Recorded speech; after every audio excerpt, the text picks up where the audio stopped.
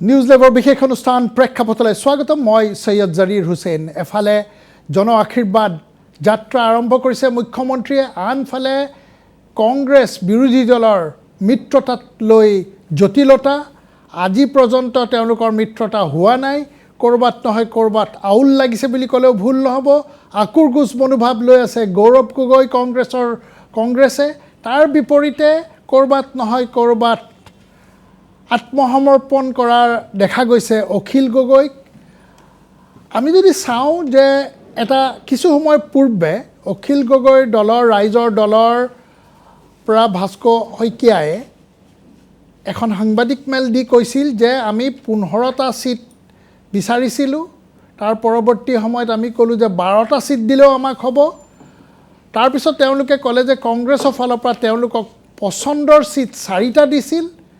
4টা বন্ধুত্বমূলক প্ৰতিযোগিতা আৰু 5টা সিট দিছিল তেওঁলোকৰ তালিকাত নথকা অৰ্থাৎ কংগ্ৰেছে এৰি দিয়া 5টা সিট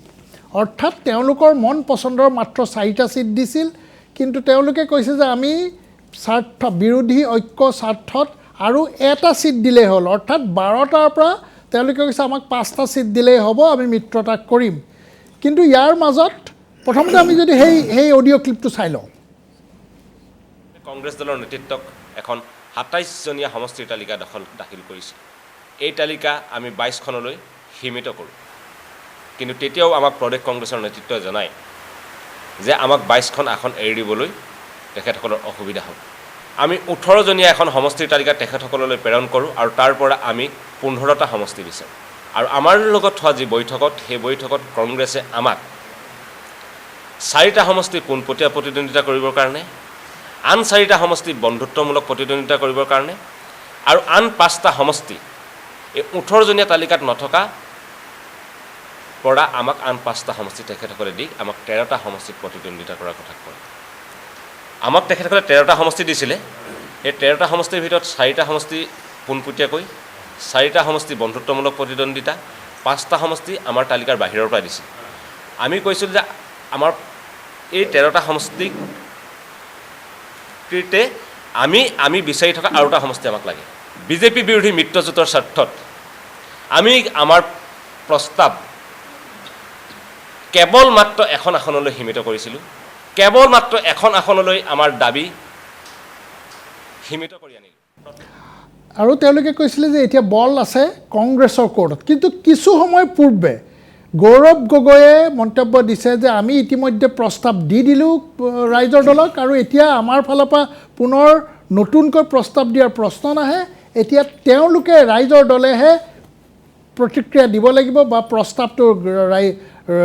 মানি লৈছে নে অগ্ৰাহ্য কৰিছে সেই কথা ক'ব লাগিব অৰ্থাৎ পিং পং বলৰ নিচিনাকৈ ইখন কোৰ্টৰ পৰা ইখন কোৰ্টলৈ ঠেলা ঠেলি এই খেলাটো হৈ আছে আমি গৌৰৱ গগৈ কি কৈছিলে সেই মন্তব্যটো চাব বিচাৰিম আমিতো প্ৰস্তাৱ তেওঁলোকক দিলোঁ এটা সঠিক বলিষ্ঠ প্ৰস্তাৱ তেখেতক দিয়া গৈছে আমি আৰু দলৰ নেতৃত্বই তেওঁলোকৰ দলৰ নেতৃত্বৰ লগত কথাখিনি পাতিছে তো তাৰ পিছত আমি তেওঁলোকৰ নেতৃত্ব আমাৰ নেতৃত্বৰ মাজত আমাৰ প্ৰস্তাৱ লৈ আমি কোনো ধৰণৰ প্ৰতিক্ৰিয়া আজি তাৰিখত পোৱা নাই মই আমাৰ দলৰ কথা বেলেগ আমি নিজৰ পাতি যোৱা কথাবোৰ আমি গোপনীয় ৰাখোঁ এতিয়া প্ৰশ্ন আহিছে যে ক'ৰবাত নহয় ক'ৰবাত অখিল গগৈয়ে চিন্তিত হৈছে নেকি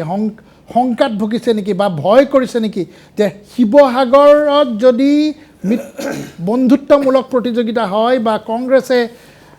কংগ্ৰেছৰ যদি প্ৰাৰ্থী দিয়ে ক'ৰবাত অখিল গগৈ হাৰি যাব নেকি যাৰ কাৰণে হয়তো তেওঁ 12টাৰ পৰা 5টা সিটলৈ নামি আহিছে আমি যদি অখিল গগৈৰ এটা মন্তব্য চাওঁ আজি দিনত দিয়া আমি হয়তো এটা আভাস পাম অখিল গগৈৰ মনত কি চলি আছে যে শিৱসাগৰত কৈছে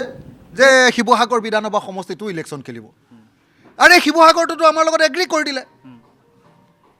কংগ্ৰেছে যদি এগ্ৰী কৰি দিয়াৰ পাছত তাৰপিছত আকৌ কয় যে শিৱসাগৰটোক খেলিব তেতিয়াহ'লে মই কেনেকৈ এলায়েঞ্চ কৰিম আপোনালোকে নিজে কওক এতিয়া ক'ৰবাত নহয় ক'ৰবাত অখিল গগৈ ভয় খাইছে নেকি যাৰ কাৰণে তেওঁ 12টাৰ পৰা 5টালৈ নামি আহিছে আৰু হয়তো কাইলৈ যদি এটা সিট নিদিয়েও হয়তো 4টাতে হয়তো মান্তি হোৱাৰ সম্ভাৱনা আছে নেকি মই শিৱসাগৰলৈ যাব বিচাৰিছোঁ মোৰ সতীৰ্থ সাংবাদিক আছে অটনু আছে মই ষ্টুডিঅ'ত মই ষ্টুডিঅ'ৰ গেষ্ট মই এবাৰ চিনাকি কৰি দিছোঁ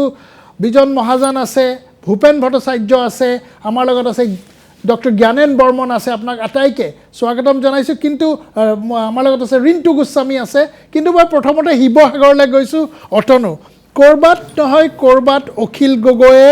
ভয় খাইছে নেকি, যাৰ কাৰণে 12টাৰ পৰা 5টালৈ নামি আহিছে, কৈছে যে এতিয়া আৰু এখন দিলেই হ'ল, আৰু যদি হয়তো এদিন বা দুদিন যদি গৌৰৱ গগৈয়ে যদি আৰু তেওঁলোকক ইগন'ৰ কৰে বা কোনো ধৰণৰ মন্তব্য নিদিয়ে, হয়তো 4টাতে মান্তি হৈ যাব, এনেকুৱা এটা পৰিৱেশ ক'ৰবাত আহিছে নেকি অতনু?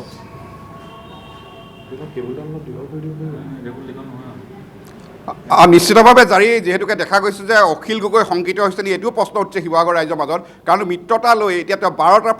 12টা ছিটৰ পৰা 5টালৈ আহিছে। মোৰ লগতে শিৱসাগৰ ভোটাৰ ৰাইজ আছে, তেওঁলোকৰ অখিল গগৈ শংকিত হৈছে নে, আপুনি কি পাইছে? অখিল গগৈ যেতিয়া প্ৰথমবাৰ নিৰ্বাচনত অৱতীৰ্ণ হৈছিলে, তেতিয়া তেখেতে মাতৃ আহিছিলে, শিৱসাগৰৰ ৰাইজক হাতযোৰ কৰি কৈছিলে ভোটাৰসকলক যে বোপাইহঁত মোক হাতযোৰ কৰি কৈছিলে যে মোক মোৰ ল'ৰাটোক জেলৰ পৰা উলিয়াই দিয়া, তোমালোকে ভোট দিলে জেলৰ পৰা ওলাব। কিন্তু এতিয়া প্ৰথম সময়ত তাৰপিছত কংগ্ৰেছে যিটো ভোট পায়, আগত প্ৰণৱ গগৈয়ে যিটো 42,000 ভোট পাইছিলে, তাৰ পৰা শুভমিত্ৰ গগৈ কংগ্ৰেছৰ কমি গ'ল। অখিল গগৈৰ প্ৰতি চিম্পেথি এটা আহিলে, জেলত থকা মানুহ। কিন্তু এতিয়া অখিল গগৈৰ প্ৰতি সেই চিম্পেথিটো নাই। এতিয়া অখিল গগৈ বিচাৰিছে কংগ্ৰেছৰ হাতে ভৰিয়ে ধৰি কেনেবাকৈ মিত্ৰতাটো কৰোঁ, নহ'লে শিৱসাগৰত ৰাইজৰ দলৰ সভাপতি ছিটটো হেৰাব। সেইকাৰণে এতিয়া তেওঁলোকে 29টা, 20টা, 13টা, এতিয়া 5টালৈ আহিছে। 5টাত নহ'লে আমি মিত্ৰতা নকৰোঁ বুলি কৈছে। আজিতো আমি গুৱাহাটীৰ সংবাদমেলখনত ভাবিছিলোঁ শিৱসাগৰ ৰাইজে যে মিত্ৰতা ভংগ হৈ যাব, আমি কংগ্ৰেছৰ লগত মিত্ৰতা নাই, ৰাইজৰ দলে অসমত একলে খেলিম। সেই সাহসকনো তেওঁলোকৰ নাই। আৰু তেওঁলোকে আজি শিৱসাগৰ ৰাইজে বুজি উঠিছে যে অখিল গগৈ শংকিত হৈছে, কংগ্ৰেছৰ নেগুৰত ধৰিহে তেওঁ নিৰ্বাচনী বৈতৰণি পাৰ হোৱাৰ চেষ্টা কৰিছে। কিন্তু ইমান সহজ নহ'ব। আগতে যেনেকৈ তেওঁ জেলত থকাৰ কাৰণে চিম্পেথি যে শিৱসাগৰ ৰাইজৰ আদায় কৰিছিলে, সেই চিম্পেথিটো এতিয়া নাই। 12টাৰ পৰা 5টালৈ এটালৈ আহিব পাৰি। এইটো একো ডাঙৰ কথা নহয়, কাৰণ কংগ্ৰেছৰ আৰু ৰাইজৰ দলৰ এই বিৰোধী পক্ষৰ যিটো মিত্ৰতাটো, এই আগতে যে আমি চাইছিলোঁ একটা কাপোৰৰ যে চিৰিয়েলবোৰ যে সাজবি কবি বহুতি, কেতিয়াও এপিছডবোৰ শেষ নহয়। এতিয়া তেওঁলোকৰ এই এপিছডটো চলি আছে। আৰু অখিল গগৈয়ে যিটো মিত্ৰতা কৈছিলে, প্ৰথম অৱস্থাত কৈছিলে অখিল গগৈ এটা এম্বেচাডৰ যাক কংগ্ৰেছে হায়াৰ কৰি নিব লাগিব। এতিয়া সেইখন এম্বেচাডৰ এনেকুৱা গতি হৈছে যে কেৰেঙেহে টানি নিবলগীয়া অৱস্থা হৈছে। অখিল গগৈৰ দলটো এতিয়া ভীতিগ্ৰস্ত হৈছে এইকাৰণে যে তেওঁ গম পাইছে যে শিৱসাগৰত এতিয়া তেওঁ আগৰ সেই স্থিতি নাই। যোৱাবাৰ মানুহ আৱেগত দিছিলে, সেই আৱেগটোক তেওঁ ধৰি ৰাখিব নোৱাৰিলে। কংগ্ৰেছৰ অক্সিজেন, বুকুচাত নহয়, কংগ্ৰেছৰ অক্সিজেন লৈ জীয়াই থকা, এতিয়া ICUত পৰি থকা এটা লেলাই কেলাই থকা পেচেণ্টৰ নিচিনা সদৃশ অখিল গগৈৰ ৰূপটো হৈছে। কি ক'ব না, আচলতে চক টেক হয়, আমি আহিবলৈ চাওঁ।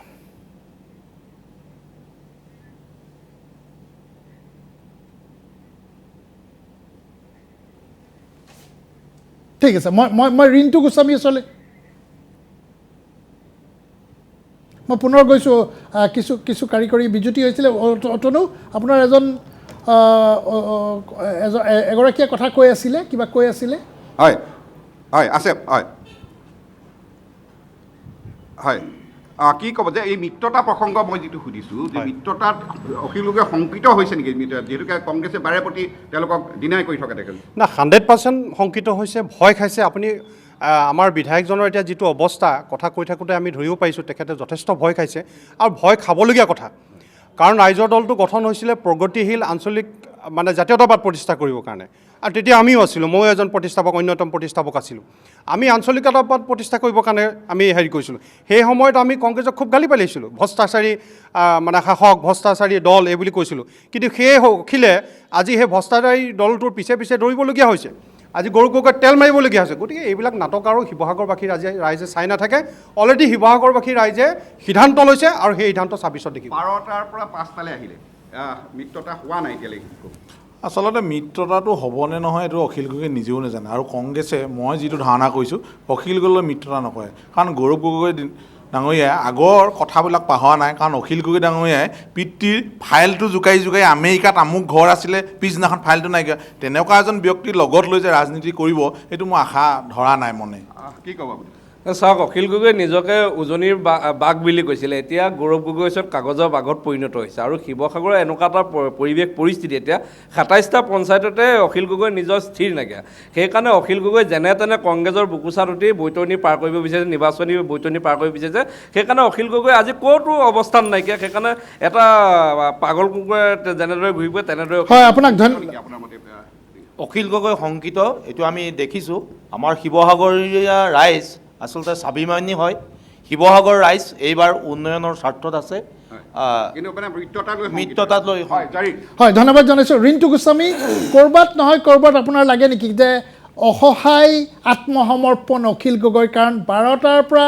5টালৈ নামি আহিছে আৰু হয়তো এনেকুৱা এটা কাইলৈ পৰহিলৈৰ ভিতৰত যদি কোনো ধৰণৰ আৰু ৰেছপন্স নিদিয়ে গৌৰৱ গগৈ, হয়তো 4টাতে মান্তি হৈ যাব।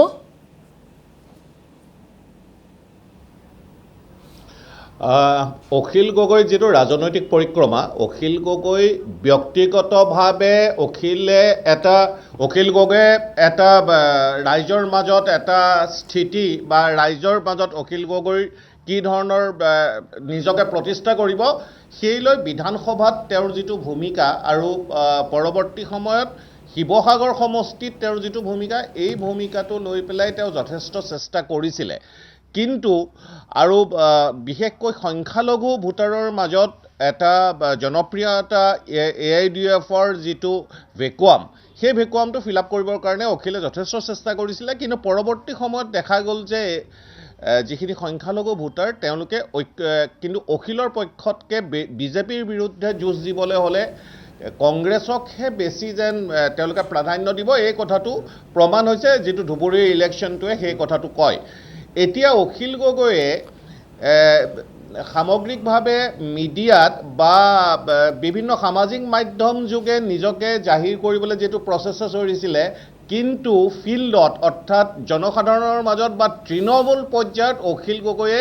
সাংগঠনিক ভেটি সেই ধৰণে আগবঢ়াই নিব নোৱাৰিলে। সেই কথাটো ৰাজনৈতিক আবহাৱাই প্ৰমাণ কৰিছে। আৰু গৌৰৱ গগৈয়ে এইটো কথা খুব স্পষ্টভাৱে জানে যে অখিল গগৈ বিশ্বাসত ল'ব পাৰি নে নোৱাৰি। কিন্তু অখিল গগৈয়ে কেতিয়াবা যদি গৌৰৱ গগৈক গালি পাৰে, গৌৰৱ গগৈক কেতিয়াবা অখিল গগৈ বুকুৰ কুটুম হ'ব বিচাৰে। গতিকে আৰু শিৱসাগৰ সমষ্টিটোৰ আজিৰ তাৰিখত ভৌগোলিক যিটো চাৰিসীমা,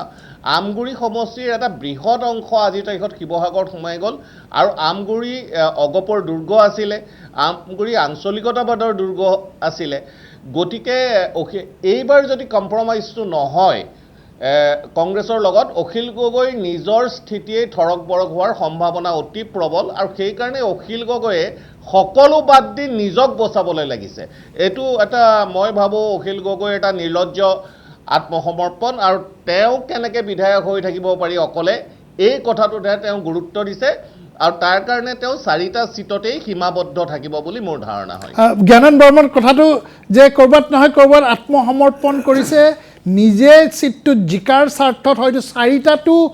মান্তি হৈ যাব পাৰে, আপুনি তেনেকৈ ভাবে? হয়, কথাটো তেনেকুৱাই লাগিছে। আপোনাৰ এটা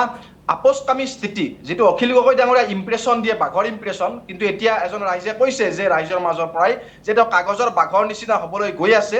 আৰু অখিল গগৈ বুজি পাইছে যে এতিয়া শিৱসাগৰ সমষ্টিত তেওঁৰ ভেটি থৰক বৰক হৈ পৰিছে। যোৱাবাৰী নিৰ্বাচনত তেওঁ চিম্পেথি ভোট পাইছিলে নিজৰ কমিউনিটিৰ পৰা, আনপিনে মাইনৰিটি ভোট পাইছিলে। কিন্তু এইবাৰ মাইনৰিটি ভোট শিৱসাগৰ সমষ্টিত 14% মাইনৰিটি ভোট আছে। তাৰ লাৰ্জ শ্বেয়াৰটো এতিয়া কংগ্ৰেছৰ পিনে আহিব, কাৰণ মাইনৰিটি ভোটাৰ বহুতে বিকল্প হিচাপে যদি চাই কংগ্ৰেছক চাব, অখিল গগৈক নহয়। গতিকে আনপিনে তাত শক্তিশালী যিটো কংগ্ৰেছৰ পৰা যদি প্ৰাৰ্থী থাকিলে হয়, আহোম কেন্দ্ৰীয়ত থাকিব, তেনেকুৱা পৰিস্থিতিত অখিল গগৈৰ ভোট শ্বেয়াৰৰ এটা অংশ কংগ্ৰেছৰ পিনে অহাৰ সম্ভাৱনা আছে। আৰু তাৰ মাজে মাজে বিজেপি ওলাই যোৱাৰ সম্ভাৱনা আছে। আৰু সেইকাৰণে এতিয়া অখিল গগৈয়ে ইমান ডাঙৰকৈ নিজৰ দলৰ কথা কৈ আছিল, দলৰ ঐক্যৰ কথা কৈ আছিলে, কিন্তু সেইবোৰ গুৰুত্ব নিদি এতিয়া দলৰ সতীৰ্থবিলাকৰ সেই আকাংক্ষাবিলাকৰ গুৰুত্ব নিদি এতিয়া নিজৰ সমষ্টিত জিকাৰ কাৰণে, এতিয়া নিজৰ দুৰ্গ ৰক্ষা কৰাৰ কাৰণে এতিয়া নামি পৰিছে, তেনেকুৱা ধাৰণা হৈছে। অখিল গগৈ স্পষ্ট ৰূপত এটা আপোচকামী স্থিতি ল'বলৈ গৈ আছে। আৰু সেইকাৰণে প্ৰথম অৱস্থাত ইমান লম্ফজম্ফ কৰি 15খন আসন বিচাৰিছোঁ, 27খন বিচাৰিছোঁ, নামি এতিয়া কেৱল নিজৰ আসনখনতে যে সীমাবদ্ধ হৈ যাব, তেনেকুৱা ধাৰণা হৈছে। হয়, বিজন মহাজন, আপুনি কি ভাবে যে 4টাত মান্তি হয় মিত্ৰতাটো হ'ব নে একেবাৰে নহয়? কেনেকুৱা লাগিছে এই কথাখিনি শুনি? কি হয়তো বাৰু সেইটো সময়ে ক'ব। খালি এটা কথা ঠিক, সেইটো এটা নিৰ্লজ্জ আত্মসমৰ্পণ। মানে এজন দলৰ নেতাই প্ৰথমতে দলটোৰ চিন্তা কৰিব পাৰে দলগতভাৱে কিদৰে বেছি চিট পাব এতিয়া তেওঁ এনেকুৱা অৱস্থালৈ আহিছে দল বাদ দিয়ক তেওঁ ব্যক্তিগতভাৱে নিজৰ যে স্থিতি যেতিয়া ধৰক বৰক বিভিন্ন কাৰণত শিৱসাগৰত আৰু তেওঁৰ ভোট বেংক তেওঁ কিখিনি মানুহৰ ওপৰত ডিপেণ্ড কৰি ৰাজনীতি এতিয়া কৰি আছে নিশ্চিতভাৱে অনাথ থলুৱা যিখিনি মাইনৰিটি কমিউনিটিৰ ভোট তাকো ৰিলিজিয়াছ মাইনৰিটি সেই একেখিনি ভোট বেংক কংগ্ৰেছৰো আৰু তাৰ মাজতে 4টা ছিট যে দিছে 4টাৰ 5 নম্বৰলৈ নাযাবও পাৰে 4টাতে এইবাবেই সীমাবদ্ধ হ'ব শিৱসাগৰ ছিটটোত যাতে বন্ধুত্বমূলক যদি প্ৰতিযোগিতা মানে প্ৰতিদ্বন্দ্বিতা হয় নিশ্চিতভাৱে এনেই থৰক বৰক আৰু যদি বন্ধুত্বমূলক প্ৰতিদ্বন্দ্বিতা কংগ্ৰেছৰ লগত যদি হ'বলগীয়া হয় অখিল গগৈ ধূলিসাৎ হৈ যাব আৰু সেইবাবেই তেওঁ এতিয়া দলৰ নেতা হৈ থকা নাই একমাত্ৰ নিজৰ ব্যক্তিকেন্দ্ৰিক ব্যক্তিত্ব মানে নিজক বচাবৰ বাবে যিমানখিনি কৰিব লাগে যিমানখিনি তললৈ নামিব পাৰে একে নিলজ্জ আত্মসমৰ্পণ যাতে তেওঁৰ শিৱসাগৰ ছিটটোত যিমানেই থৰক বৰক অৱস্থা নহওক বাচিবৰ বাবে এটাই সুৰুঙা থাকিব পাৰে এই সুৰুঙাটো হৈছে কংগ্ৰেছে যাতে বন্ধুত্বমূলক প্ৰতিদ্বন্দ্বিতাত নানামে আৰু সেইটোৱে ট্ৰাম্প কাৰ্ড হৈছে কংগ্ৰেছৰ সেইটো ভয় দেখুৱাই 12ৰ পৰা নিশ্চিতভাৱে 4লৈ 5লৈ নামিছে আৰু 5টো নিদিওঁ বুলি আও প্ৰকাৰে কংগ্ৰেছৰ সভাপতিজনে কৈয়ে দিছে আৰু ইয়াতকৈ আৰু লজ্জানত মানুহ হ'ব নালাগে আৰু শিৱসাগৰবাসী ৰাইজে নিশ্চিতভাৱে বুজি পাইছে আৰু সেইদৰে ভোটৰ যিটো ব্যৱস্থা ভোটাধিকাৰৰ তেওঁলোকে যিখিনি কৰিব ভোটৰ যি অধিকাৰ তাক এই সকলো তেখেতৰ বৰ্তমানৰ যিটো পৰিস্থিতিত তেখেতে যি ভূমিকা লৈছে অখিল গগৈয়ে সেই ভূমিকা নিশ্চিতভাৱে শিৱসাগৰবাসী ৰাইজে তাক উপলব্ধি কৰিছে আৰু ভোটাধিকাৰো সেইদৰেই সাব্যস্ত কৰিব হয় ভূপেন ক'ৰবাত আপুনি লাগেনে 4টাতে মিত্ৰতা হ'ব মানে যদি কথাটো তেনেকুৱা যে অখিল গগৈ আৰম্ভণিৰ পৰা যিটো ৰাজনীতি কৰিছে এটা নিমিলা সমীকৰণলৈ তেওঁ ৰাজনীতি কৰি আছে প্ৰথম কথা উজনি অসমত তেওঁ নিজে এজন বিধায়ক আৰু সেই উজনি অসমৰ খুদ শিৱসাগৰৰ বিধায়কজনে সংখ্যালঘু বসতি প্ৰধান নামনিত তেওঁ এটা বেলেগ ধৰণৰ ৰাজনীতি কৰিবলৈ গৈছে যিটো ৰাজনীতি উজনিত একচেপ্টেবল নহয় বা গ্ৰহণযোগ্য নহয় আৰু শেহতীয়াভাৱে তেওঁ কংগ্ৰেছে নিলম্বিত এগৰাকী বিধায়কক এতিয়া দুগৰাকী তাৰে এগৰাকীক আকৌ সিদিনা ভাইচ প্ৰেচিডেণ্ট কৰি দিলে পাৰ্টিত গতিকে তেওঁ তাৰমানে এনেধৰণৰ এটা অৱস্থাত কংগ্ৰেছক লৈ গৈ আছিল যে তেওঁক যেন গুৰুত্ব নিদিলে সংখ্যালঘু বসতি প্ৰধান এলেকাত কংগ্ৰেছৰ অৱস্থা বেয়া হ'ব কিন্তু আজি যিটো গৌৰৱ গগৈৰ শেহতীয়া ভাষ্য তাৰ পৰা অখিল গগৈক গৌৰৱ গগৈ বা কংগ্ৰেছে ডাইৰেক্টলি ৰিজেক্ট কৰাৰ দৰে কথা এটা তেওঁ স্পষ্টকৈ কৈছে তেওঁৰ লেংগুৱেজত সেইটো প্ৰকাশ পাইছে আৰু মই ভাবোঁ যে শেষত গৈ অখিল গগৈ নিজৰ শিৱসাগৰ ছিটটোৰ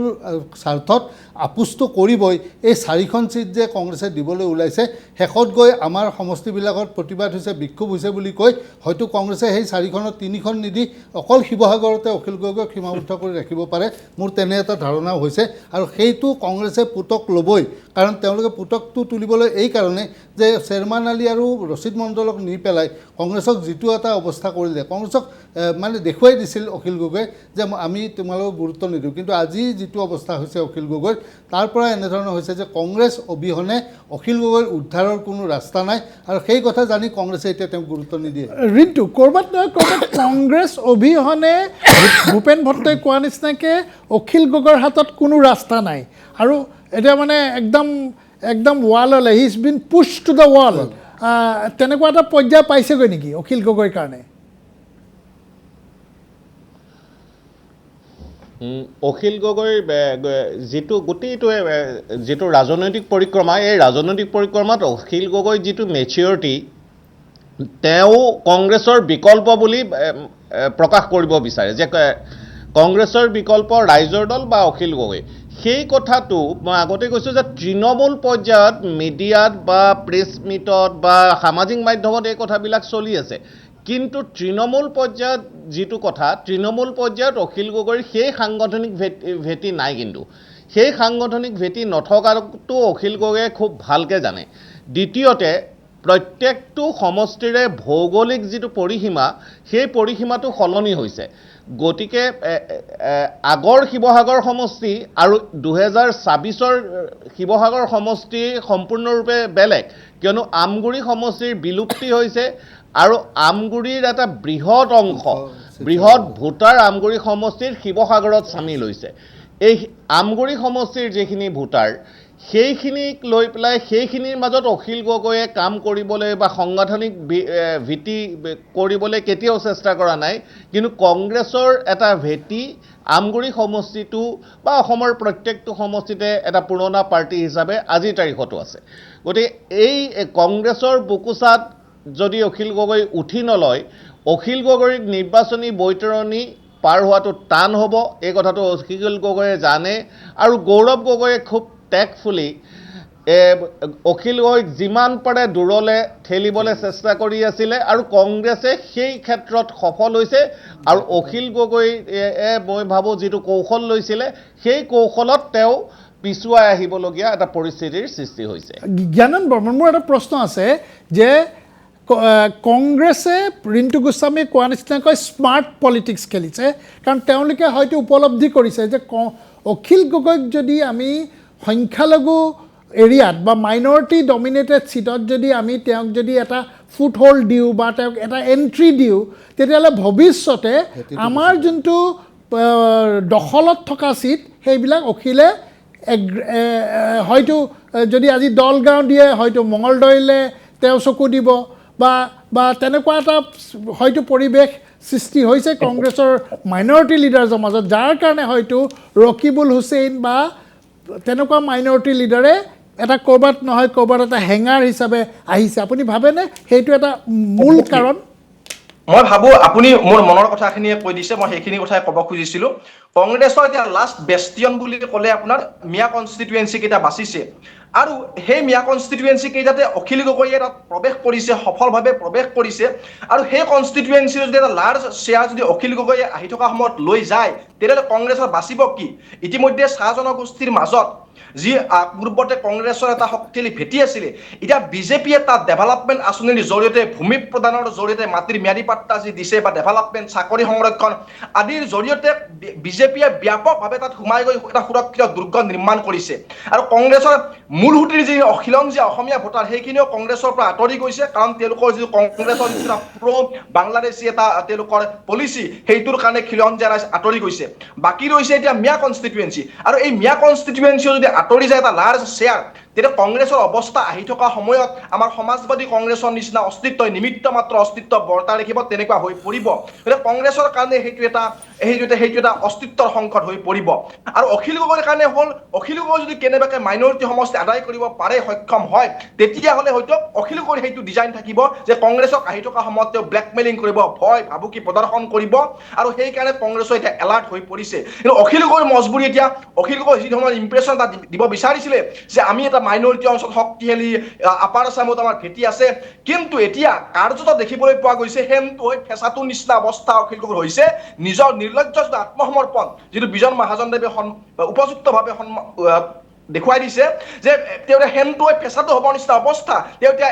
এখনতো তেওঁলোকে সন্তুষ্ট হ'বলগীয়া এটা পৰ্যায়লৈকে আহি পৰিছে আৰু ইয়ে অখিল গগৈ যে ভেটি থৰকবৰক হৈ পৰিছে সেই কথাটো আচলতে এক্সপ'জ হৈ পৰিছে কাৰণ জনগাঁথনিৰ দিশৰ পৰা ডেভেলপমেণ্ট নেৰেটিভৰ দিশৰ পৰা অখিল গগৈ এতিয়া বহুত পিছুৱাই গৈছে পিছ পৰি গৈছে তাত শিৱসাগৰ সমষ্টিত 50% OBC ভোটাৰ আছে আৰু সেই OBC ভোটাৰৰ লাৰ্জ ছেকশ্যন এতিয়া বিজেপিৰ লগত আহি গৈছে যেতিয়া বিজেপিয়ে আজি তেখেতসকলৰ যিটো ST দাবীক বিধানসভালৈ লৈ গৈছে দিল্লীলৈ প্ৰেৰণ কৰিছে আস্থা অৰ্জন কৰিবলৈ সক্ষম হৈছে বা আজি আহোমৰ যি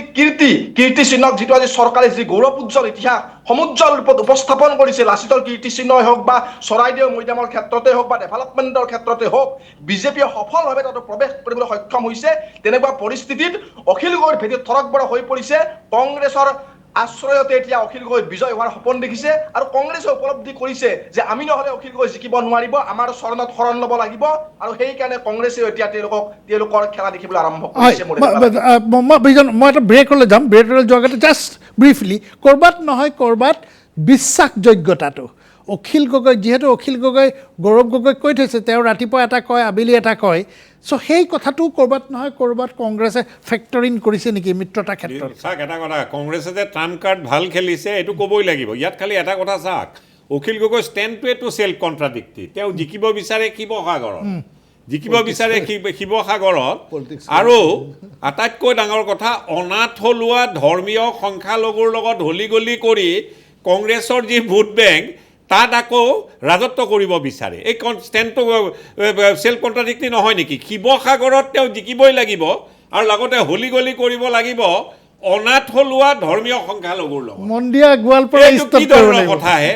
ইয়াতকৈ আৰু বহুৱালি ৰাইজে বহুৱালি বুজি নাপাব নেকি? একদম খাটি একদম কি বুলি কয় আঞ্চলিকতাবাদী নেতা হ'ব শিৱসাগৰত, আৰু এই যিবিলাক সংখ্যালঘু অনাথ থলুৱা ধৰ্মীয় সংখ্যালঘু অধ্যুষিত অঞ্চলত তাতো তেওঁ নেতা হ'ব বিচাৰিব। ষ্টেণ্ডটোৱে চেল্ফ কণ্ট্ৰাডিক্টৰি নহয় নেকি? এনেকুৱা চেল্ফ কণ্ট্ৰাডিক্টৰি মানুহ বহুৱালি কৰিছে, আৰু কংগ্ৰেছে বহুৱালিৰ একদম উপযুক্ত সুযোগ লৈছে, আৰু Gaurav Gogoi has played his cards very well. He has been cornered, আৰু আপুনি একটা ঠিক কথা কৈছিল that he was pushed back to the wall. যে বিশ্বাসযোগ্যতাটো মই সেইটোৱে কৈছোঁ, অখিল গগৈ যিটো ক্ৰেডিবিলিটি বিশ্বাসযোগ্যতা ৰাজনৈতিক হিচাপে এজন বিধায়ক আনি হ'লেও তেওঁ বিধানসভাত তেওঁ বিভিন্ন প্ৰশ্ন উত্থাপন কৰি আছিল, বিভিন্ন ধৰণে তেওঁ স্থিতিটো বৰ্তাই ৰাখিব বিচাৰিছিল, সেইটো এট ষ্টেক, মানে সেইটো এতিয়া তেওঁৰ সংকটৰ সন্মুখত পৰিছে, সংকটৰ গৰাহত পৰিছে অখিল গগৈ, যে তেওঁ এতিয়া হয়তো নিজৰ আসনখনো হেৰুৱাব লগা হ'ব পাৰে, আৰু যদি তেওঁ আসনখন হেৰুৱাই যায় তেওঁ ধূলিসাৎ হৈ যাব, আৰু ধূলিসাৎ হৈ গ'লে অসমৰ ৰাজনীতিত আৰু তেওঁ হয়তো থিয় হ'ব নোৱাৰে।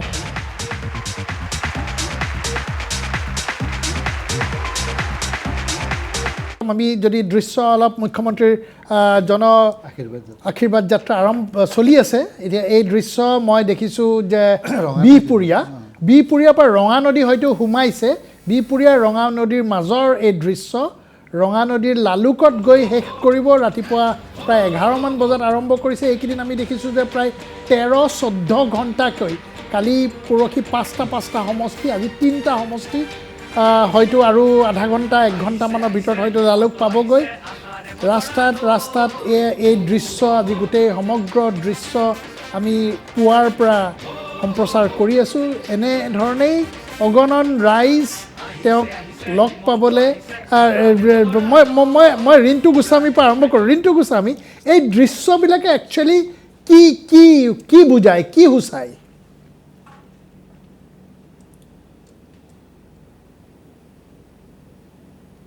ৰিণ্টু, বৰ্তমান যিটো যাত্ৰা চলি আছে, আৰু তাৰ আগতেও মুখ্যমন্ত্ৰীয়ে সামগ্ৰিকভাৱে যেতিয়া চেক বিতৰণৰ যিটো ব্যৱস্থা চলি আছিলে সমগ্ৰ অসমতে, মহিলা উদ্যমিতা বা অৰুণোদয় এই সম্পৰ্কত মুখ্যমন্ত্ৰীয়ে সদায় এটা চেষ্টা কৰে যে মেন টু মেন ৰিলেশ্যন, প্ৰত্যেকজন মানুহৰ লগত প্ৰত্যক্ষভাৱে এটা সংযোগ স্থাপন কৰাৰ এটা বাৰ্তা মুখ্যমন্ত্ৰীয়ে দিব বিচাৰে, আৰু এই ক্ষেত্ৰত দেখা গৈছে অসমৰ কোনো মুখ্যমন্ত্ৰীয়ে ইয়াৰ পূৰ্বতে প্ৰায় 100ৰো অধিক সমষ্টিত মুখ্যমন্ত্ৰীয়ে মহিলাসকলক চেক বিতৰণ কৰিছে 10,000 টকাকৈ। গতিকে ইয়াৰ দ্বাৰা মহিলা ভোটাৰসকলক সংগঠিত কৰিবৰ বাবে এক প্ৰচেষ্টা ইতিমধ্যেই মুখ্যমন্ত্ৰীয়ে কৰি পেলাইছে। তাৰ পিছত এতিয়াৰ যিটো যাত্ৰা চলি আছে, এই যাত্ৰাটোৰ জৰিয়তেও দেখা গৈছে যে জনসাধাৰণৰ লগত প্ৰত্যক্ষভাৱে সংযোগ স্থাপন কৰিবলৈ যিটো চেষ্টা কৰিছে, মানুহে সদায় লিডাৰৰ লগত ওচৰৰ পৰা পাব বিচাৰে, সংযোগ স্থাপন কৰিব বিচাৰে, তেওঁ কি বাৰ্তা দিয়ে, তাৰ লগত উন্নয়নৰ কি কথা হৈছে, সেই উন্নয়নৰ কথাবিলাকে জনসাধাৰণক কেনেকৈ চুই গৈছে, আজি অন্যান্য ক্ষেত্ৰবিলাকত কেনেকৈ চুই গৈছে, এই বাৰ্তা দিয়াৰ বাবে সামগ্ৰিকভাৱে মুখ্যমন্ত্ৰীয়ে চেষ্টা কৰিছে, আৰু ই ভাবোঁ মই এক নিৰ্বাচনী ক্ষেত্ৰত এক যোগাত্মক প্ৰভাৱ পেলাব। জ্ঞানন বৰ্মন, আমি যদি দুটা, এফালে পৰিৱৰ্তন যাত্ৰা চলি আছে গৌৰৱ গগৈ কংগ্ৰেছৰ, এফালে আজি তৃতীয় দিনত ভৰি দিছে, আমি দেখি আছোঁ এয়া দৃশ্য, লাইভ দৃশ্য, ক'ৰবাত আপোনাৰ এনেকুৱা লাগেনে যে দুটা যাত্ৰাৰ মাজত বহু পাৰ্থক্য আছে? নিশ্চিতভাৱে এটা কথা স্পষ্ট হৈ পৰিছে, আজি গৌৰৱ গগৈৰ কাষত ৰাইজ থিয় দিয়া নাই, বিশেষকৈ খিলঞ্জীয়া ৰাইজ আজি গৌৰৱ গগৈৰ পৰা আঁতৰত আছে। ইয়াৰ বিপৰীতে আজি মুখ্যমন্ত্ৰী হিমন্ত বিশ্ব শৰ্মাদেৱৰ যি যাত্ৰা, যি আচলতে বিজেপিৰ বিজয় যাত্ৰা বুলি আমি ক'ব পাৰোঁ, আৰু তাত এক জনসমুদ্ৰ দেখিবলৈ পোৱা গৈছে, আৰু এটা it is reflective of a strong incumbent sentiment, এটা ইনকাম্বেণ্ট চেণ্টিমেণ্ট আমি ষ্ট্ৰং দেখিবলৈ পাইছোঁ। আৰু আন এটা কথা লক্ষণীয়, মুখ্যমন্ত্ৰী মহোদয় তেখেত এতিয়া বিজেপিৰ নেতা হিচাপে নহয়, অসমীয়া জাতিৰ এক কণ্ঠ, অসমীয়া জাতিৰ এক জননায়ক হিচাপে তেখেতৰ উত্থান আমি লক্ষ্য কৰিছোঁ। এই সময়ছোৱাত নতুন অসমৰ নিৰ্মাতা হিচাপে তেখেতৰ উত্থান আমি লক্ষ্য কৰিছোঁ। আৰু এটা কথা মই ক'ব খুজিছোঁ, কিছুসংখ্যক বিৰোধী একতা বিচৰা বুদ্ধিজীৱী এটা কথা উনুকিয়াই আছে যে এইকেইটা সমষ্টিত অমুক অমুক সমষ্টিত বিৰোধী ভোট এক হ'লে বিজেপিক পৰাস্ত কৰিব পাৰিব। কিন্তু তেখেতসকলৰ বিনম্ৰভাৱে মই এটা কথা অনুভৱ কৰিছোঁ, ক'ব বিচাৰিছোঁ যে চাওক 2021 পৰা 2026লৈকে বহুত পৰিৱৰ্তন হ'ল। এই সময়ছোৱাতে 32 লক্ষ মহিলা উদ্যমিতা আঁচনিৰ জৰিয়তে ডাইৰেক্ট তেখেতসকলক সহায় কৰা গ'ল, তেখেতসকলক উৎসাহিত কৰা গ'ল। অৰুণোদয় আঁচনিটো আছেয়ে, নিযুত মাইনা আঁচনি আহিলে, 1.5 লক্ষ নিবনুৱা সংস্থাপিত হ'ল। গুৰুত্বপূৰ্ণ কথা, খিলঞ্জীয়া জাতিসত্তাৰ আৱেগ অনুভূতিক সন্মান জনাই সত্ৰৰ মাটি উদ্ধাৰ কৰা হ'ল, 1.5 লক্ষ বিঘা বনাঞ্চলৰ ভূমি উদ্ধাৰ কৰা হ'ল। যোৱা 5 বছৰত যি উদ্যোগীকৰণৰ নতুন এক দিগন্তৰ বাট মুকলি হ'ল, এই কথাবিলাক যোৱা 5 বছৰত ঘটিছে। আৰু এই আঁচনি সৰ্বস্পৰ্শী আঁচনি, জাতি বৰ্ণ ধৰ্ম নিৰ্বিশেষে উন্নয়নৰ যে আঁচনি, উন্নয়নৰ যে অবিৰত যাত্ৰা, ষ্ট্ৰং ডিস্ক'ৰ্চ, এই ডিস্ক'ৰ্চে কিন্তু সৰ্বস্পৰ ৰাইজক আপ্লুত কৰিছে। আজি মই য'ত থাকোঁ, যিখিনি ঠাইত থাকোঁ, মই মাইনৰিটি এৰিয়া পাৰ হৈ আহিব লাগে। তাত ফৰ দ্য ফাৰ্ষ্ট টাইম মই দেখিছোঁ, মই ইয়াৰ আগতেও আহিছিলোঁ, ফৰ দ্য ফাৰ্ষ্ট টাইম মই দেখিছোঁ ইয়াত চাৰিওপিনে ঘৰে ঘৰে বিজেপিৰ পতাকা আপোনাৰ আঁৰি লৈছে মানুহবিলাকে ঘৰত। এই যিটো এই চেঞ্জটো যিটো আজিৰ পৰা 5 বছৰ আগত আমি চিন্তা কৰিব পৰা নাছিলোঁ, but today this is a reality. সেইকাৰণে মই ভাবোঁ এতিয়া যি ধৰণৰ জনসমুদ্ৰ, এই জনসমুদ্ৰে এটা ইংগিত বহন কৰিছে যে সৰ্বস্পৰ্শী যি ডেভেলপমেণ্ট আঁচনি, সুৰক্ষাৰ ক্ষেত্ৰত খিলঞ্জীয়া জাতিসত্তাক যে আশ্বস্ত কৰিছে, মহিলাসকলক আশ্বস্ত কৰিছে, নিবনুৱা যুৱকসকলে আজি গভীৰ আস্থাহীনতাৰ বিপৰীতে এক নতুন আস্থাৰ এক গান শুনিবলৈ পাইছে, আস্থাৰ পৰিৱেশ পাইছে, আজি দুৰ্নীতি মুক্ত এক ব্যৱস্থা পাইছে। মই ভাবোঁ ইয়ে 2026ৰ এক ইংগিত, স্পষ্ট ইংগিত বহন কৰিছে যে আহি থকা সময়ত বিজেপিৰ বিজয় নিশান অসমৰ চুকে কোণে উৰিবলৈ গৈ আছে, এনেকুৱা লাগিছে। বিজন মহাজন ছাৰ, এই দৃশ্য আমি ৰাতিপুৱাৰ পৰা এনেকৈ দেখি আহিছোঁ। কেতিয়াবা গাড়ীৰ ওপৰত উঠি দিয়ে, কেতিয়াবা গাড়ীৰ পৰা নামি দিয়ে, বয়সস্থ মানুহ দেখিলে নামি পেলাই ফটো তোলে। মানে হাউ ইজ ইট পচিবল? মানে তেখেতক এই প্ৰশ্নটো বাৰম্বাৰ সোধা যায়, বাট ইণ্টাৰেষ্টিং নালাগেনে এনেকুৱা এটা যে আপুনি লাইভ ইমেজ, এইবিলাক লাইভ ইমেজ আমি দেখি আছোঁ। একদম নাই, ইয়াত আপুনি এটা বৰ সুন্দৰ কথা সুধিলে যে মানে গৌৰৱ গগৈৰ যাত্ৰা আৰু আমাৰ এই বিজেপিৰ মুখ্যমন্ত্ৰী এতিয়া যিটো আপুনি দেখাই আছে, প্ৰথম কথা কোৱাণ্টাম অফ পিপল এছেম্বলি, যিমানখিনি মানুহ এছেম্বল হৈছে, কোৱাণ্টামটো কাৰ বেছি? নিশ্চিতভাৱে জনসমুদ্ৰ হেমন্ত বিশ্ব শৰ্মা ডাঙৰীয়াৰ লগত পিছে পিছে যিমান মানুহ দৌৰি আছে, গৌৰৱ গগৈৰ ক্ষেত্ৰত নিশ্চিতভাৱে কোৱাণ্টামটো কম, প্ৰথম কথা। দ্বিতীয় কথা, গৌৰৱ গগৈৰ লগত যিখিনি ইণ্টাৰেকশ্যন, তাত যে গৌৰৱ গগৈয়ে মানুহখিনিৰ লগত কম সংখ্যক মানুহ হ'লেও আত্মীয়তা সৃষ্টি কৰিব পাৰিছে, সেইটো কোনো ভিজুৱেলৰ পৰা সেইটো দেখা নাপায়, মানে সেইটো প্ৰতিফলিত নহয়। কিন্তু মুখ্যমন্ত্ৰী ডাঙৰীয়াৰ এই যাত্ৰাৰ লগত যিমান মানুহ সহযোগী হৈছে, তাৰ বহুলাংশই নহয়, 100জন মানুহ যদি আহিছে, 1000জন মানুহ আহিছে, গোটেইখিনিয়ে মুখ্যমন্ত্ৰীয়ে তেওঁলোকৰ লগত আত্মীয়তা স্থাপন কৰিবলৈ চেষ্টা চলাইছে আৰু ৰাইজেও স্বতঃস্ফূৰ্তভাৱে সেই আত্মীয়তাৰ অংশীদাৰ হ'বলৈ, আপুনি একদম মোৰ মুখৰ কথা কাঢ়ি ক'লে, that connect has been created. আৰু সেই কানেক্টখিনি ভোটলৈ যে ৰূপান্তৰিত হ'ব, তাত কোনো ডিমত থাকিব নোৱাৰে, প্ৰশ্নবোধক চিন থাকিব নোৱাৰে। নিশ্চিতভাৱে আগে কেতিয়াও কোনো মুখ্যমন্ত্ৰীৰ দিনত এনে ধৰণৰে জনসংযোগ কোনো মুখ্যমন্ত্ৰীয়ে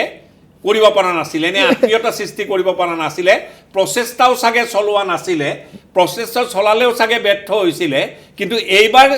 মুখ্যমন্ত্ৰীয়ে আগতেও কৰি আহিছে, এইবাৰ কিন্তু আত্মীয়তা, মানুহৰ সংখ্যা বেছি,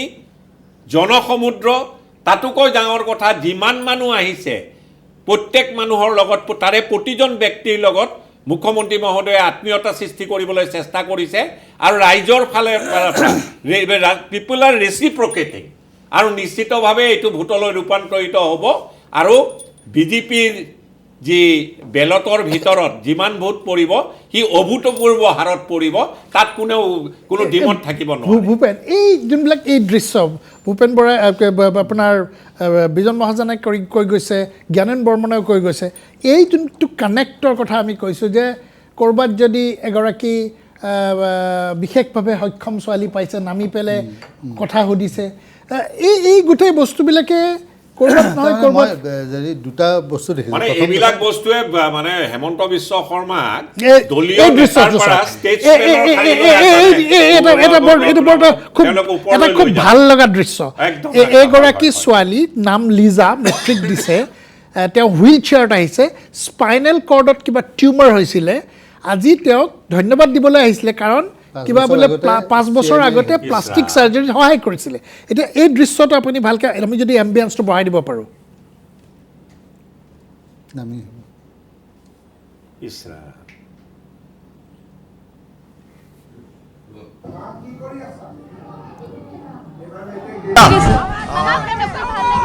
তোমাৰ মেট্ৰিক কেনেকুৱা হৈছে ভালে হৈছে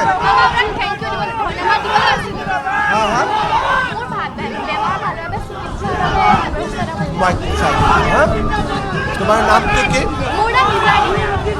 আৰু তেওঁৰ মুখ্যমন্ত্ৰী নিজে নামি আহিছে মই দেখুৱাইছোঁ মামা নিজে নামি অহা পৰিলক্ষিত হৈছে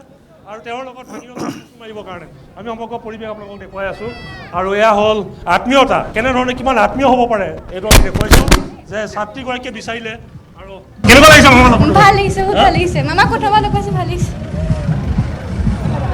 হেল্ল' আপোনাৰ আশীৰ্বাদ বিচাৰিছে তেওঁ তাইক পালোঁ কথা পাতিলোঁ তাই মেট্ৰিক দিছে তাই এবাৰ মেট্ৰিক দিছে এই ধৰণে তেওঁ গাড়ীৰ পৰা নামি আহিছে আৰু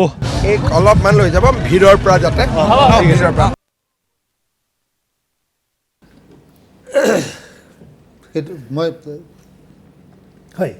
মোৰ কথাটো দুটা কথা এটা হ'ল তেওঁৰ যিটো আকৰ্ষণ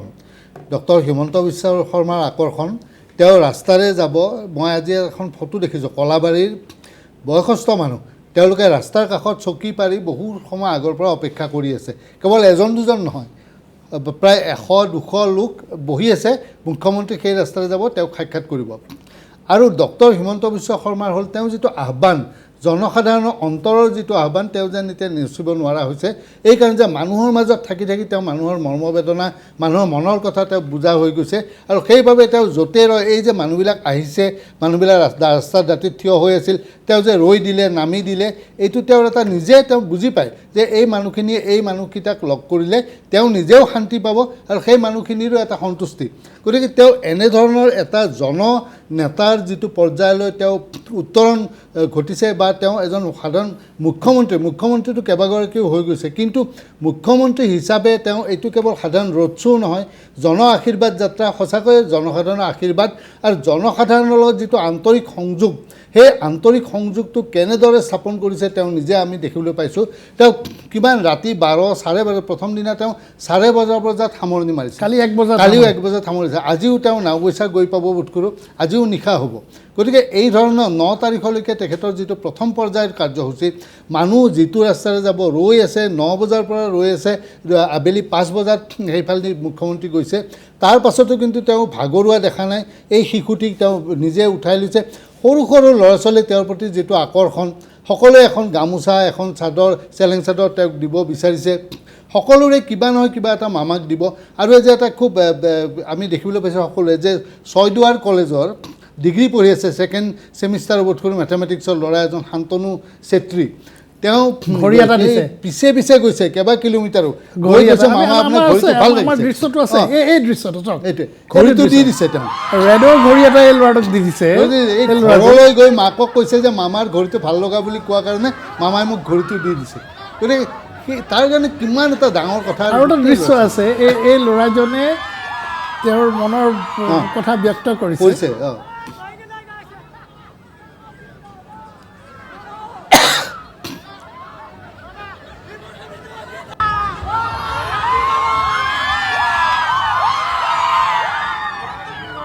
মই মতলব মামা আহিছে চ' মামাৰ পিছে পিছে মই লাগি আছিলোঁ ছয়দুৱাৰ কলেজৰ পৰা ছয়দুৱাৰ কলেজৰ পৰা গৈ গহপুৰলৈকে পালোঁ হা দেন মই লক্ষ্য কৰিলোঁ যে মামাৰ ঘড়ীখন মামাৰ হাতত বহুত ভাল লাগিছে দেন মই মামাক ক'লোঁ যে মামা আপোনাৰ ঘড়ীখন ভাল লাগিছে বুলি দেন মামাই হাঁহিলে সেইটো সময়ত বহুত ধুনীয়াকৈ এটা হাঁহি দিছে ত' মই এইটো ভিডিঅ' কেপচাৰ কৰি আছিলোঁ সেইটো সময়ত দেন মামাই ক'লে যে লাগিব নেকি ঘড়ীখন বুলি দেন ময়ো ফূৰ্তি লাগি গ'ল আৰু সেইটো সময়ত ময়ো ক'লোঁ দিয়ে নেকি চ' মামাই সেইটো সময়তে মোক ঘড়ীখন ওলাই কিনি দিব ধৰিলে ত' মই গ'লোঁ ঘড়ীখন ল'লোঁ চবৰ হাত গৈ আছিলে কিন্তু মামাই মোকে চাই কিনি মোকে দিলে কেনেকুৱা ধৰণৰ এটা সন্তুষ্টি হয় এইটোৱে কানেক্ট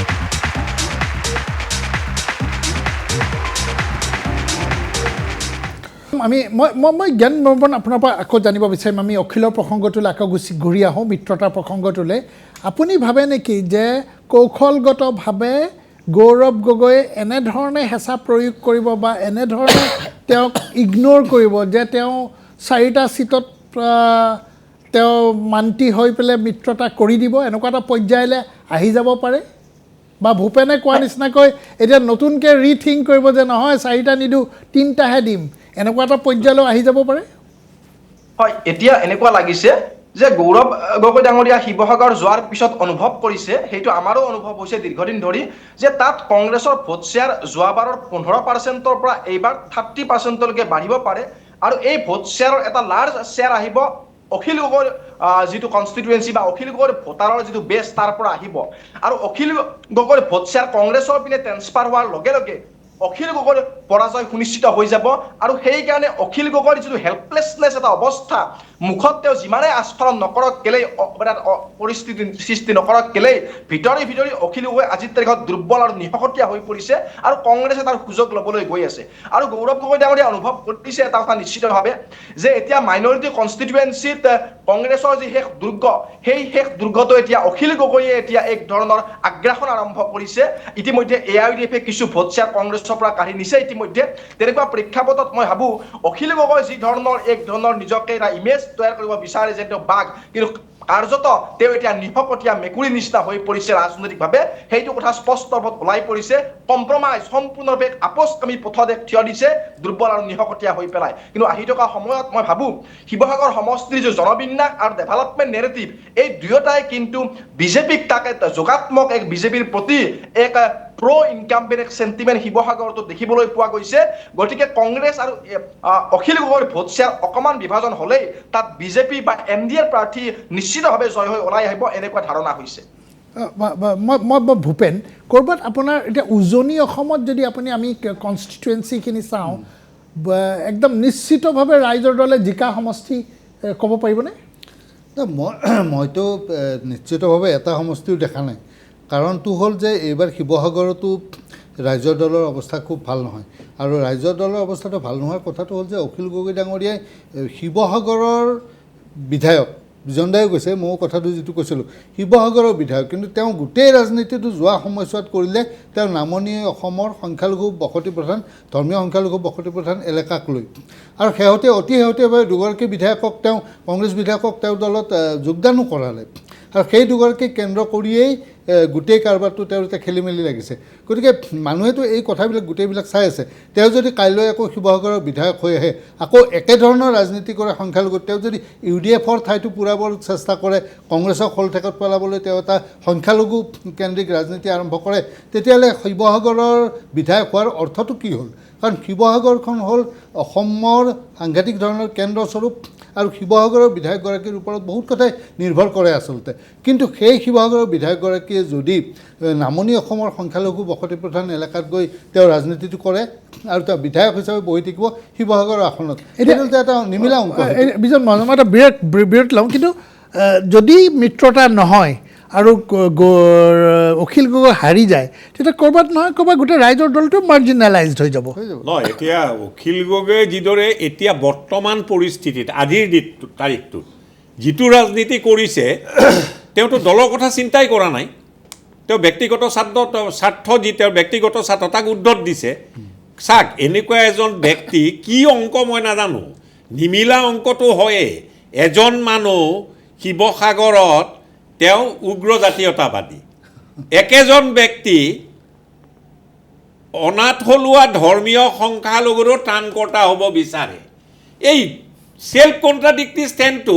ৰিকনচাইল কেনেকৈ কৰিব মানুহে কিদৰে ল'ব শিৱসাগৰ সমষ্টিৰ ৰাইজে জাতি ধৰ্ম ভাষা নিৰ্বিশেষে মই সকলো ধৰ্মাৱলম্বী লোকৰ কথাই ক'লোঁ কাৰণ অখিল গগৈয়ে মিত্ৰতা কৰিব বিচাৰিছে ত্ৰাণকৰ্তা হৈ দেখুৱাব বিচাৰিছে কোনখিনি মানুহৰ অনাথলুৱা ধৰ্মীয় সংখ্যালঘুৰ তাৰ বাবে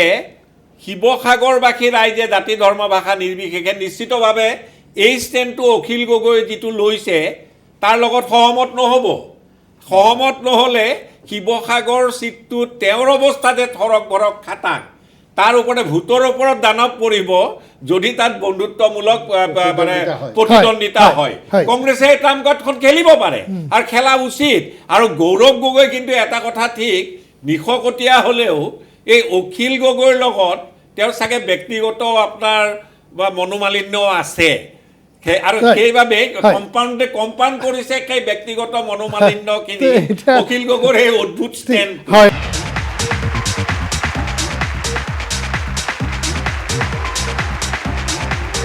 আমি যদি এটা ফ্ৰেমত দেখাই থ'ব পাৰোঁ মুখ্যমন্ত্ৰী ইতিমধ্যে ৰঙা নদীৰ লালুকত এয়া উপস্থিত হৈছেগৈ এয়া লাইভ দৃশ্য পোনপটীয়া দৃশ্য লালুকত অগণন জনতা আছে বুলি আমি গম পাইছোঁ প্ৰায় 50,000তকৈ অধিক লোক ইয়াত উপস্থিত আছে বুলি কৈছে এয়া এক অভূতপূৰ্ব দৃশ্য আমি যদি এটা ফ্ৰেমত ৰাখি থওঁ আমি জ্ঞানন বৰ্মন যে এনেকুৱাবোৰ দৃশ্য তাৰ বিপৰীতে খুব হেৰেঙা উপস্থিতিত গৌৰৱ গগৈৰ পৰিৱৰ্তন যাত্ৰা তাৰ মাজত জটিলতা মিত্ৰতাক লৈ কি দেখিছে ভৱিষ্যতলৈ কি দেখি আছে আমাৰ সন্মুখত দিনৰ পোহৰৰ দৰে দুটা দৃশ্য জল পটপটকৈ ওলাই আছে স্পষ্ট ৰূপত এপিনে আজি মুখ্যমন্ত্ৰী মহোদয়ৰ যি আজি যাত্ৰা তাত আমি দেখিছোঁ বিশাল এক জনসমুদ্ৰ আৰু তেখেতৰ ইমোচনেল বণ্ড গোটেই সমাজখনে যে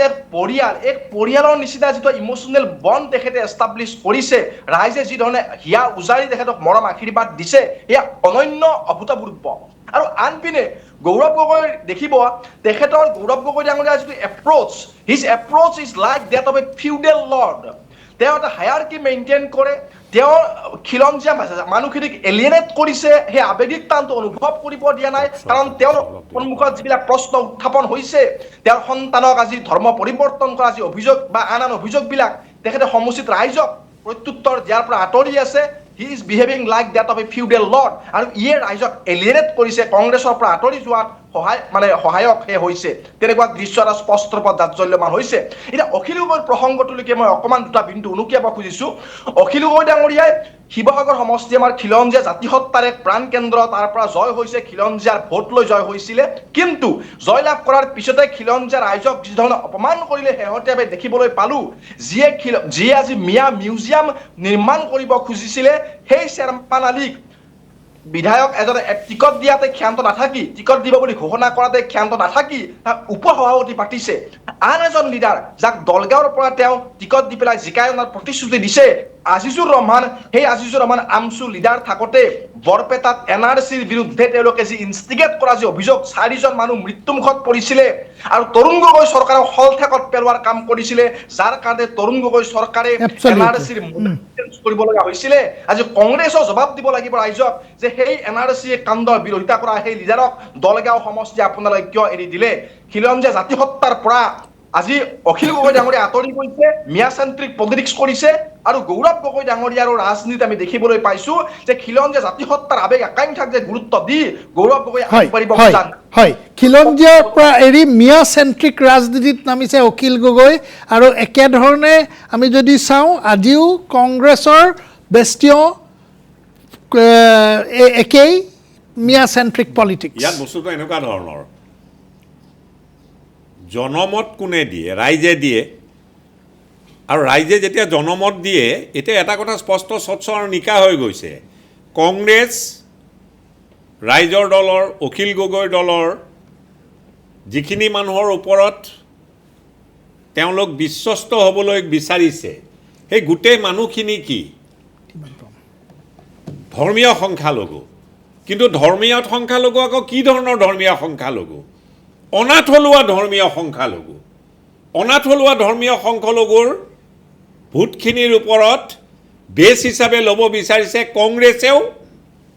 আৰু অখিল গগৈৰ দলেও সেইবাবে নিশ্চিতভাৱে বৰ্তমানৰ 26ৰ যি ইলেকশ্যন হ'ব এই যি যাত্ৰা মুখ্যমন্ত্ৰী মহোদয় তাত মানুহৰ যিটো পাৰ্টিচিপেশ্যন তাৰ লগে লগে এই তেওঁলোকৰ যি ৰাজনীতি কংগ্ৰেছ আসন ভগোৱাৰ যি ৰাজনীতি কংগ্ৰেছ আৰু অখিল গগৈৰ দলৰ এটা কথা প্ৰতীয়মান কৰি দিছে যে তেওঁলোকৰ ভোট বেংকটো হৈছে অনাথলুৱা ধৰ্মীয় সংখ্যালঘু তাৰ জৰিয়তে কি কথা হ'ব কি কথা প্ৰতীয়মান হ'বলৈ গৈ আছে যে নিশ্চিতভাৱে শাসনৰ বাগজৰী ২৬ত যিমানে পৰিৱৰ্তন যাত্ৰা নকৰক কিয় কংগ্ৰেছে পৰিৱৰ্তন নাহে। হয় শেষৰ 30 ছেকেণ্ড মই ভাবোঁ যে কংগ্ৰেছৰ এইটোৱে ভয় যে অখিল গগৈক যদি নামনি অসমৰ সংখ্যালঘু ৬২% চিট এটাও এৰি দিয়া যায় তেতিয়াহ'লে লাহে লাহে তেওঁলোকৰ ভেটিটো হয়তো অখিল গগৈ লৈ ল'ব পাৰে। কিন্তু মোৰ এটা ধাৰণাটো এনেধৰণৰ, অখিল গগৈৰ দলে কংগ্ৰেছক জয়লাভ কৰাত সহায় নকৰিব পাৰে, কিন্তু উজনি আৰু নামনিত বহু সমষ্টিত কংগ্ৰেছৰ পুখুৰীত পানী ঘোলা কৰাৰ কেপাচিটি কিন্তু অখিল গগৈৰ আছে। গতিকে কংগ্ৰেছে সেইটো এতিয়া কংগ্ৰেছৰো ভয়ৰ কাৰণ হৈছে, অখিল গগৈক যদি একেবাৰে মুক্ত কৰি দিয়ে অখিল গগৈ কি কৰে, আৰু অখিল গগৈৰ ভয় হৈছে যদি কংগ্ৰেছে তেওঁক সহায় নকৰে তেওঁ নিজৰ থকা চিটটো হয়তো হেৰুৱাব পাৰে, অন্য আসনটো পোৱাটো দূৰৰে কথা। গতিকে এতিয়া বিজেপিৰ লগত তেওঁলোকে যুদ্ধ কৰাটো পিছৰ কথা, এতিয়া প্ৰথম কথাটো হ'ল যে কংগ্ৰেছ আৰু ৰাইজৰ দলৰ মাজৰ যুদ্ধখনহে এতিয়া আকৰ্ষণীয় হৈ এয়া পোনপটীয়া দৃশ্য আমি দেখিছোঁ ৰঙা নদীৰ পৰা লালুক। মানুহৰ চিনেমা চাবলৈ বহু হাজাৰ লোক ইয়াত ভিৰ দেখিবলৈ পোৱা গৈছে, হাজাৰ লোক, হাজাৰ লোকৰ জনসমাগম দেখিবলৈ পোৱা গৈছে।